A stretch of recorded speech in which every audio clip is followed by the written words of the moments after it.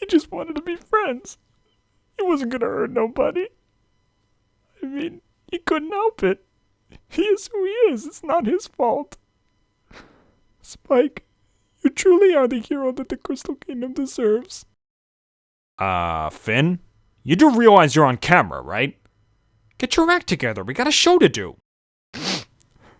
I'm Finn the Pony, and you know the rest.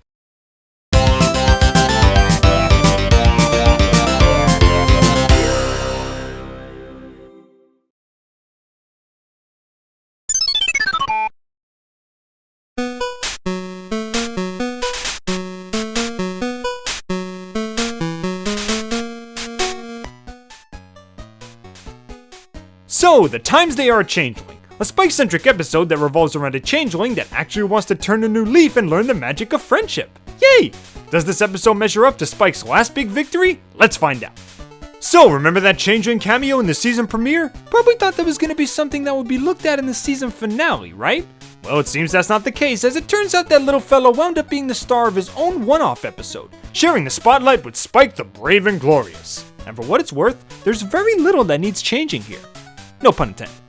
To start off, I was honestly surprised at the amount of angles that this episode took when it came to plot. We have Spike trying to deal with standing up for his new friend, or risking the loss of his heroic reputation. We have the Crystal Kingdom residents being closed-minded to the possibility of a friendly changeling due to past experiences with that species. We even have the concept of being born as a friendly individual amongst a population of cruel conformity, and then having to deal with that.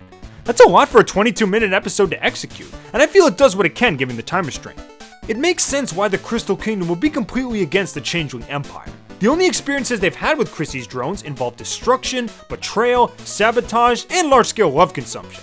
Heck, the prejudice runs so deep that ponies were even afraid to go near Kevin. Freaking Kevin!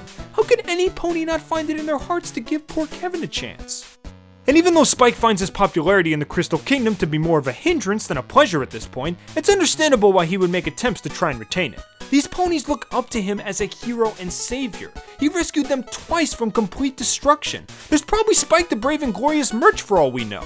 And if he were to throw all of that down the toilet, the kingdom would pretty much lose all trust in him, and it would take who knows how long to earn it all back. Neither of these conflicts feel unfounded or forced, and that's really refreshing to see after what happened just a few episodes ago. And of course there's our newcomer, Thorax. This is quite the unique idea for a character. I mean, a friendly changeling? A friendly changeling without impeccable fashion sense? I always assumed that the changelings were very similar to the cybugs from Wreck-It Ralph, where all they knew was eat, kill, multiply. But it turns out that they do have free will and can be influenced by the actions and thoughts of others. Makes me wonder what'll happen when Thorax decides to return home. Maybe he'll spread the word of friendship in the same way the Guild and Ember plan to do with their kind. That'd be awesome to see. As a whole, not only is Thorax a lovable ball of cuteness on his own, almost feeling like the shy nerdy type who just wants to make friends with others but can't, but his dynamic with Spike in this episode works so perfectly. Think about it. Two individuals from species where friendship is frowned upon or even just non-existent come together to help one another. Both know what it feels like to be an outcast among their kind, so it makes sense why they would want to pair up and try to get the ponies to open up their prejudiced eyes and see the light, and even offer an alternative method for changeling survival that doesn't involve straight up theft. It's a match made in heaven if you ask me. If I had only one thing to complain about in this episode, it would have to be the pacing. I did say that the episode does what it can with only 22 minutes, but I can't help feeling the same way I did with the episode Betty from Adventure Time. While I absolutely adore Betty as an episode, and Betty as a character, it just screams two-part episode to me. Like there was so much potential lost because of its time limitations. A lot of aspects of the episode seem really rushed and probably could have been handled better if the writers were given a larger time frame. The same could be said here. The starting exposition dump, the montage of Thorax trying to fit in, the ending, all had this restrained feel to them, and it takes a lot of potential away from an otherwise awesome episode. Speaking of the ending, did they really have to resort to the overused trope of sing a song to fix everything? I mean, it's not a bad song per se, nice melody, good singing from Spike, but I just don't think it's a worthwhile conclusion to this story. The fact that everyone just accepts Thorax after the musical number just doesn't make sense in my eyes. Well, we've been given no solid evidence that this changeling is truly a friendly fellow, but Spike sang his own version of Why Can't We Be Friends, so I guess I'll accept him. But despite the pacing problems, The Times They Are a Changeling is still a true Season 6 standout. An excellent multi-layered premise, an enjoyable new character that I hope to see again in the future, some well-inserted world building for the changeling species, and some real potential for future stories. Should it have been longer? Yes. Do some segments feel rushed? Yes. But that doesn't change the fact that my love for this episode could feed an entire changeling army.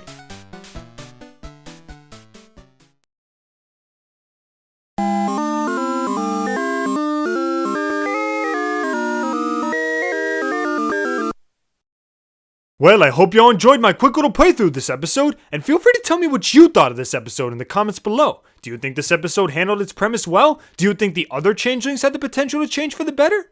Well, I can't say for sure, but if it involves a return for Chrysalis, I'd definitely be up for it.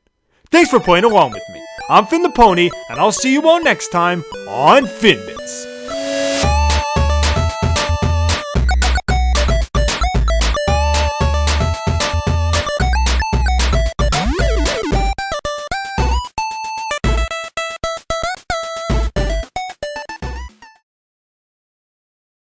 And it's a full-time job admiring all the ways that you're inspiring.